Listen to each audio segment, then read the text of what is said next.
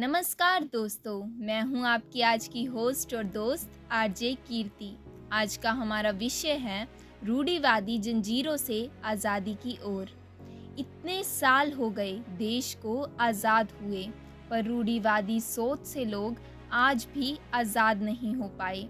लोग बदलाव उतना ही करते हैं जितने में वो खुद को सहेज पाते हैं। लड़कियों को पढ़ाना इसलिए नहीं शुरू किया कि वो खुद के पैरों पर खड़ी हो पाए, बल्कि इसलिए कि उसकी शादी अच्छे घर में हो जाए।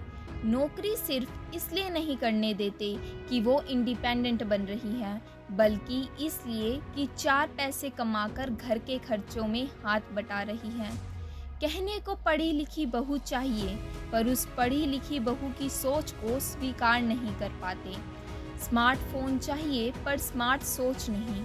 ये समाज आगे बढ़ रहा है, पर सिर्फ कहने को। सोच तो वही रखनी है जिसमें इंसान से पहले घुटन भरे रीति रिवाज मायने रखते हों, इंसानियत से बढ़कर प्रथाएं होती हों। अक्सर ये होता है कि किसी एक के गलत बर्दाश्त करने की वजह से आने वाली पीढ़ी को भी गलत सहना पड़ता है। फिर वही जो गलत के सामने सर झुका चुके होते हैं, वो आने वाली पीढ़ी से उम्मीद करते हैं कि वो भी ऐसा ही करे। रीति रिवाजों के नाम पर बस असामाजिकता को बढ़ावा देते हैं। बाल विवाह, सती प्रथा, दहेज प्रथा, इस तरह की कुरीतियों को भी तो बर्दाश्त करती आ रही थी नारी। जब तक आवाज़ नहीं उठाई, तब तक न जाने कितनी नारियों ने अपनी जानें गंवाई। और ये सब प्रथाएं केवल नारी के लिए ही क्यों बनाई जाती हैं? अधूरा ज्ञान ही गलत प्रथाओं को जन्म देता है।